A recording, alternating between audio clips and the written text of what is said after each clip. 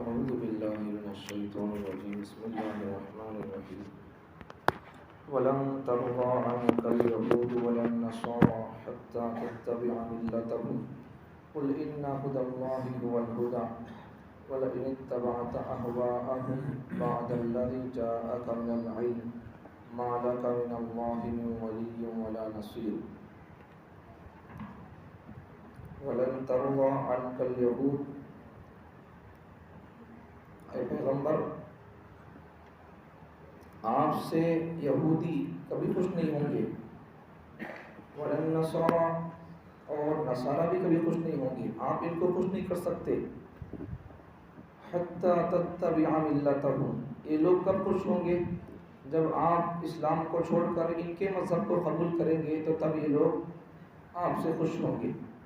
قُلْ إِنَّ هُدَى اللَّهِ هُوَ الْهُدَى اے پیغمبر آپ کہہ دو کہ اللہ کی طرف سے جو ہدایت ملی ہے وہ اصل ہدایت اور اصل حقیقت ہے۔ وہ ہدایت کون سی ہے؟ دین اسلام کی ہدایت ہے۔ وَلَئِنِ اتَّبَعْتَ أَهْوَاءَهُمْ اگر آپ ان کے خواہشات کی اتباع کر لیے، بَعْدَ الَّذِي جَاءَكَ مِنَ الْعِلْمِ آپ کے پاس علم کے آ جانے کے بعد، مَا لَكَ مِنَ اللَّهِ مِنْ وَلِيٍّ وَلَا نَصِيرٍ تو پھر اللہ کی جانب سے آپ کا کوئی دوست اور حمایتی نہیں ہوگا اور آپ کا کوئی مدد کرنے والا بھی نہیں ہوگا۔ یہودی اور نصارہ دونوں کو آپ ہرگز خوش نہیں کر سکتے، ان کو راضی نہیں کر سکتے۔ ان کے راضی ہونے کی ایک ہی صورت ہے، وہ اسلام کو چھوڑ کر ان کے مذہب کو قبول کرنا۔ یہ چاہتے بھی یہی تھے۔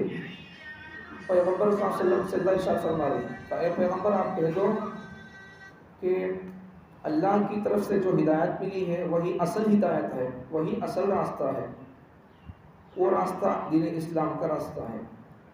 اللہ تعالیٰ پیغمبر سے خطاب کر کے ارشاد فرما رہا کہ اے پیغمبر اگر آپ ان کے خواہشات کی اتباع کرو گے، آپ کے پاس علم کے آ جانے کے بعد تو پھر آپ کا کوئی دوست بھی نہیں ہوگا اور آپ کا کوئی مددگار بھی نہیں ہوگا اللہ کی جانب سے۔ تو اس آیت میں 3 باتیں بتائی گئی۔ پہلی بات،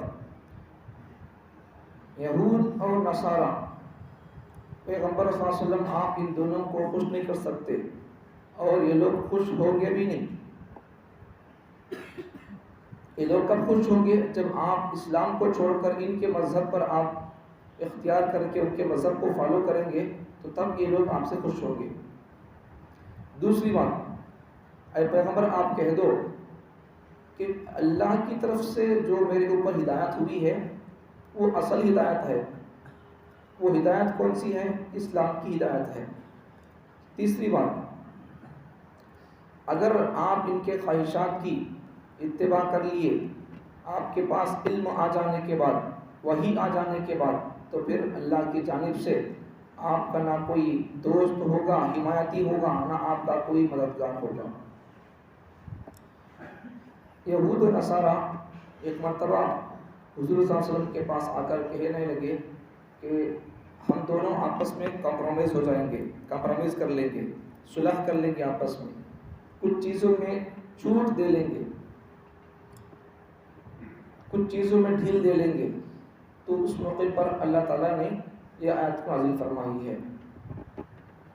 اسی طرح یہودی نصارہ حضور صلی اللہ علیہ وسلم کے پاس آ کر قسم قسم کے طرح طرح کے معجزات کا مطالبہ کرتے تھے کہ اس قسم کا تمہیں معجزہ دکھے تو ہمیں تمہارے کو نبی مان کر اسلام قبول کریں گے، اس قسم کا تمہیں معجزہ دکھاؤ، اس قسم کا تمہیں یہ کام کر ڈالو ہمیں تمہارے کو نبی مان لیں گے، ایمان لیں گے۔ اس قسم کی بے تکی باتیں کرتے تھے۔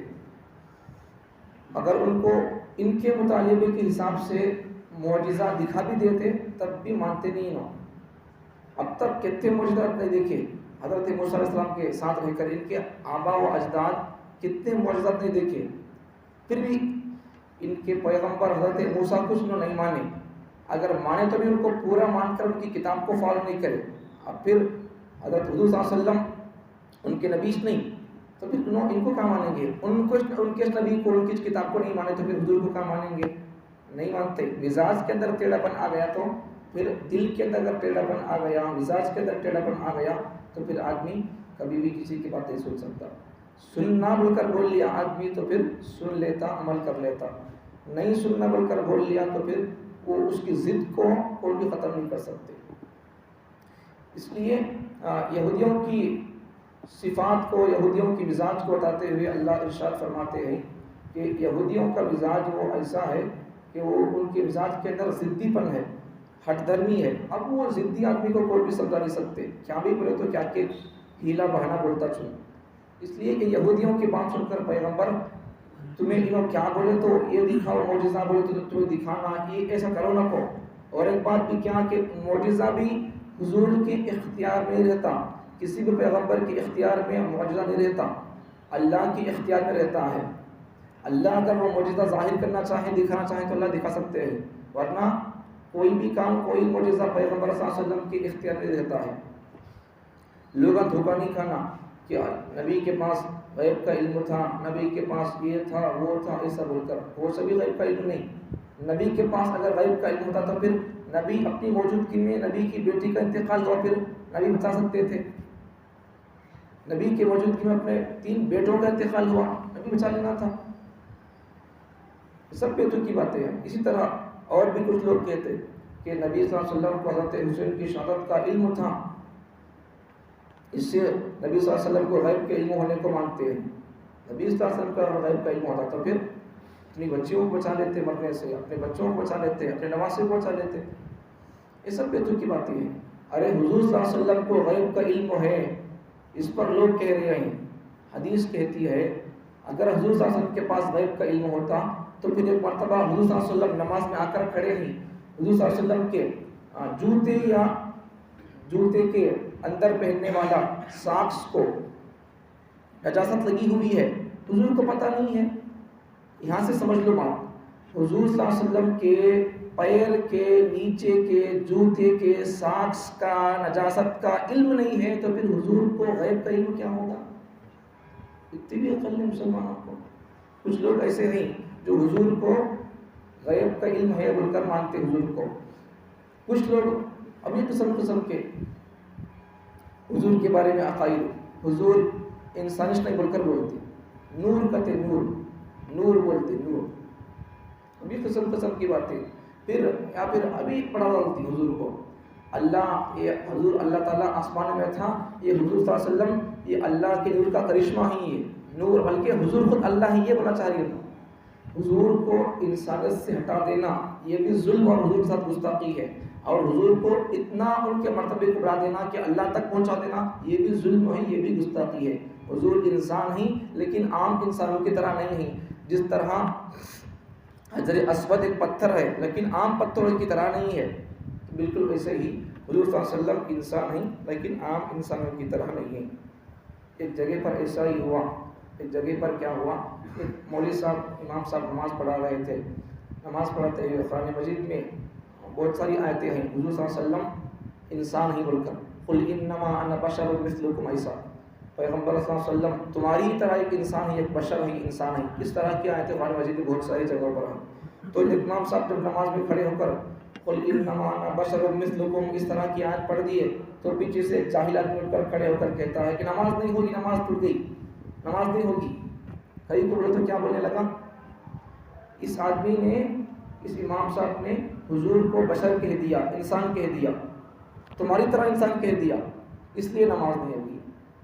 ارے پیغمبر خود کہہ رہے ہیں اس آیت کے اندر، اللہ تعالیٰ پیغمبر سے ارشاد فرما رہا، پیغمبر تم کہو، پیغمبر تم کہو، کیا کہو، انما انا بشر مثلکم، میں تمہاری طرح ایک انسان ہوں۔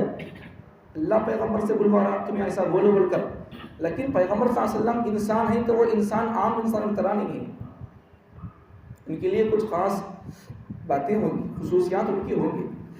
تو اس طرح کی باتیں، نماز نہیں ہوگی، یہ آیت پڑھ دیے، پیغمبر کو انسان کہہ دیے، بشر کہہ دیے، بشر کے درجے میں لا کر کھڑا کر دیے، وہ بھی عام بشر کی طرح ان کو کہہ دیے، نماز نہیں ہوگی، پھر پڑھو، یہ سب جہالت کی باتیں ہیں، سمجھ والی بات۔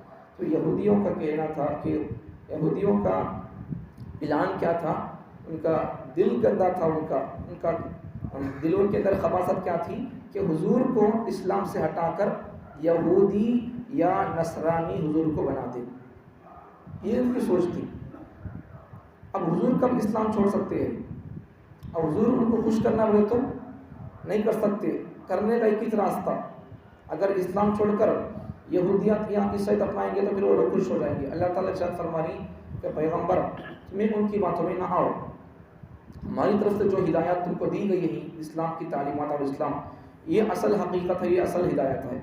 ان کو چاہیے کہ وہ اصل ہدایت پر آ جائیں، تم کو نہیں چاہیے کہ تم ان کی طرف جائیں۔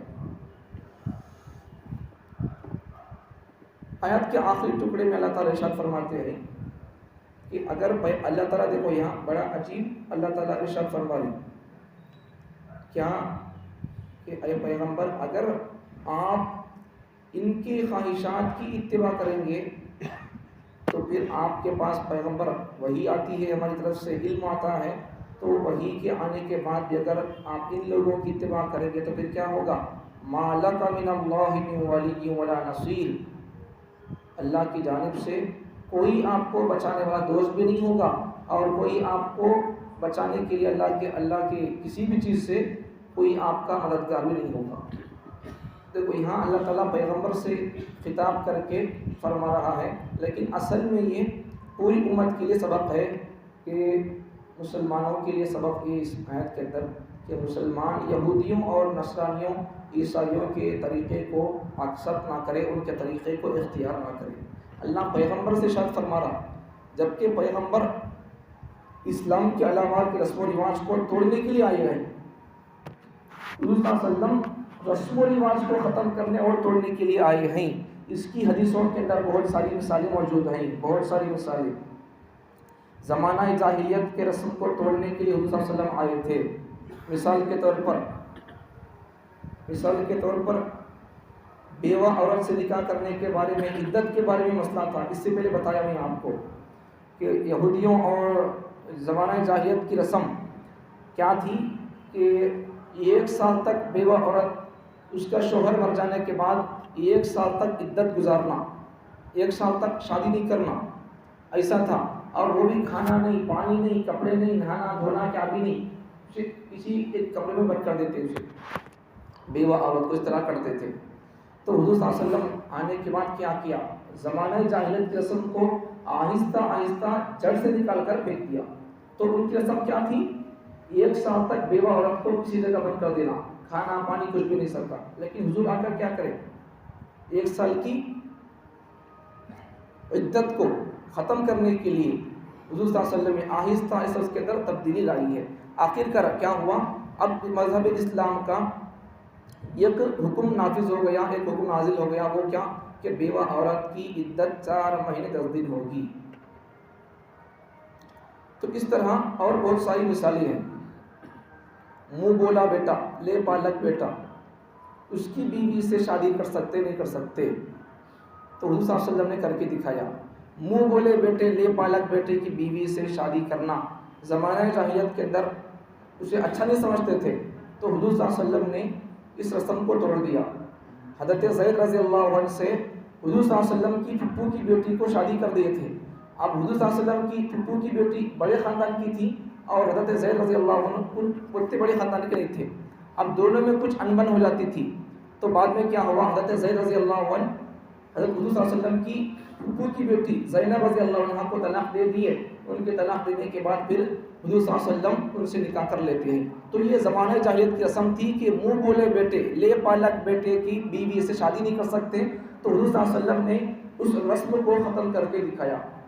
سمجھ پا رہی بات؟ تو اسی طرح ہر چیز میں بھی اللہ تعالیٰ نے حضور صلی اللہ علیہ وسلم کو زمانہ جاہلیت کی رسم کو توڑنے کے لیے بھیجا ہے۔ تو آج کے سبق میں ہمارے لیے نمونہ اور سبق یہ ہے کہ مسلمانوں کا چاہیے کہ وہ یہودیوں کے اور عیسائیوں کے انگریز کے طریقے کو فالو نہ کرے، ان کے طریقے کو ایکسپٹ نہ کرے، ان کے طریقے پر نہ چلے، حضور کی پیروی کرے۔ آج دنیا ان کی پیروی کر رہی ہے، حضور کی پیروی کر رہی ہے، لیکن مسلمان غیر مسلمان اسلام کو فالو کر رہا، لیکن مسلمان اسلام کو فالو نہیں کر رہا۔ کتنی شرم کی بات ہے۔ مانتا ہے مسلمان اسلام کو لیکن چلتا نہیں، مانتا ہے لیکن چلتا نہیں، تو یہ بات ہے۔ دوسرے لوگ مانتے نہیں لیکن چلتے ہیں، کچھ چیزوں میں چل لیتے ہیں، کچھ چیزوں میں جہاں ان کا دنیاوی فائدہ نظر آتا ہے، دنیاوی ان کو سائنسی فائدہ کوئی مل جاتا ہے، تو اس سائنسی فائدے کو حاصل کرنے کے لیے وہ لوگ اسلامی تعلیمات پر عمل کر لیتے ہیں۔ لیکن ہم اسلام کو مان کر بھی، اسلام کی آغوش میں رہ کر بھی، اسلام کے دائرے میں جیتے ہوئے بھی اسلام کو ہم فالو نہیں کرتے۔ اس سے بڑی شرم کی بات کیا ہو سکتی ہے؟ انہوں ہمارے طریقے کو اپنے دنیاوی مفاد کے لیے اختیار کر کے اسے فائدہ اٹھا رہی ہیں، لیکن ہم ہیں کہ ہم اپنے اسلام کو فالو نہیں کرتے۔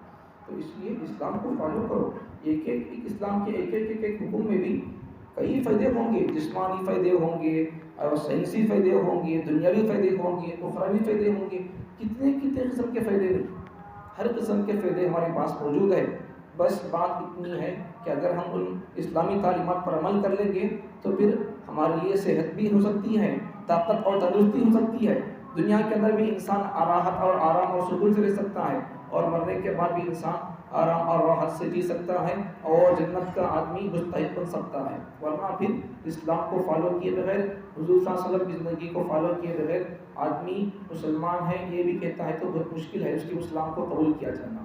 اگر کوئی آدمی، حضور صلی اللہ علیہ وسلم کی حدیث میں ہے کہ اگر کوئی آدمی اگر اس حدیث سے نتیجہ نکالیں گے تو پھر نتیجہ یہی نکلے گا۔ پہلے حدیث کا ترجمہ سن لو کہ پیغمبر صلی اللہ علیہ وسلم نے ارشاد فرمایا، حضرت انس رضی اللہ عنہ راوی ہے کہ لا یؤمن احدکم حتی اکون احب الیہ من والدہ وولدہ والناس اجمعین، کوئی آدمی اس وقت تک سچا پکا مومن مسلمان نہیں ہو سکتا جب تک کہ اس آدمی کو پیغمبر صلی اللہ علیہ وسلم سے محبت، اس کے بیوی بچوں سے، اس کے ماں باپ سے اور پوری دنیا کے لوگوں سے بڑھ کر نہیں ہوتی، تب تک وہ آدمی سچا پکا مسلمان نہیں ہو سکتا۔ اب اس حدیث سے اگر نتیجہ نکالیں گے تو پھر بات اور نتیجہ نکلتا ہے کہ جس آدمی کو نبی سے سچی پکی محبت نہیں، یا پھر جو آدمی اسلام کو پوری طریقے پر فالو نہیں کرتا، پھر وہ مسلمان نہیں ہے یہ کہنا پڑے گا۔ تو پھر اس لیے کیا کرنا ہے؟ مسلمان ہے تو پھر کیا کرو؟ حضور کو فالو کرو، اسلام کو فالو کرو، اسلامی تعلیمات کو اپناؤ، اسلامی تعلیمات کو اپنی زندگی کے اندر جگا دو، اس کے اندر فائدہ ہے۔ خواہ ان کے پیچھے پڑھنے سے کیا ملتا ہے؟ کیا بھی نہیں ملتا، الٹا ہمارا نقصان ہوتا ہے۔ شیطان کیا بھی کرتا نہیں، جہنم میں لے جانے کا کام کر دیتا بس ہوتا ہے۔ شیطان کسی بھی انسان کو نماز پڑھنا کو یہ نہیں بولتا بعد میں پڑھیں گا تھا، ایک بولنے کا، ابھی تو داڑھی کہیں چھوڑتا بعد میں چھوڑیں گا تھا، ایک بولنے کا، اب اس تو کہیں یہ کرتا بعد میں کرے گا تھا، نکو کرو نہیں بولتا کبھی بھی، اس کا دھوکہ ہے اس کی طرف سے۔ تو اس کے دھوکے کو سمجھنا، اس کے ہتھ کنڈے کو سمجھنا، ان کیا بولتا ہے، دل میں خیال آ گیا تو کیا کرنا، پھر فوراً اسے اس طریقے سے نماز کو بعد میں جائیں گے، ایسا داڑھی بعد میں چھوڑیں گے، اس طرح کا اگر خیال آ گیا تو پھر کیا کرو، فوراً اس چیز پر عمل کر دینا چاہیے سے۔ بعد میں یہ بعد میں کی بات نہیں ہوتی ہے، نہیں ہونے کے کام کو شیطان کیا کرتا، بعد میں کے لفظ سے دل میں لا دیتا ہوں، بعد میں کی بات بعد میں کا کام نہیں ہوتا وہ۔ اس لیے کوئی بھی کام کرنا چاہے تو فوراً اسی وقت کرنا شروع کر دے، بعد میں کرنا چاہے تو نہیں ہو سکتا وہ، شیطان کی طرف سے ایک دھوکہ ہوتا ہے وہ۔ اس لیے داڑیاں چھوڑو، کپڑے اچھے پہنو، بالا اچھے رکھو، زندگی اسلامی گزارو، قرآنی زندگی گزارو، رحمانی زندگی گزارو، ربانی زندگی گزارو۔ اس کے علاوہ ہمارے لیے کوئی چارہ کار نہیں ہے، ورنہ پھر مرنے کے بعد اللہ پوچھیں گے تو کیا لے کر آیا ہے، کیا لے کر آیا ہے، کیا بھی نہیں لے کر آیا، کیا بھی نہیں لے کر آیا، تو پھر جا، کہاں سے آیا وہاں کچھ جا، تو کس کی بات سنتا تھا کہ ان کہاں گیا کہ تو وہاں جا، اللہ یہ کہیں گے پھر۔ اس لیے ہیروؤں کو، کرکٹروں کو، انجینئروں کو، ان کو فالو نہ کرو۔ دنیا کی سب سے عظیم ذات، سب سے عظیم ہستی ہمارے اگر زبان میں کہیں گے تو ہیرو، تو سب سے بڑے دنیا کے ہیرو کون؟ محمد صلی اللہ علیہ وسلم۔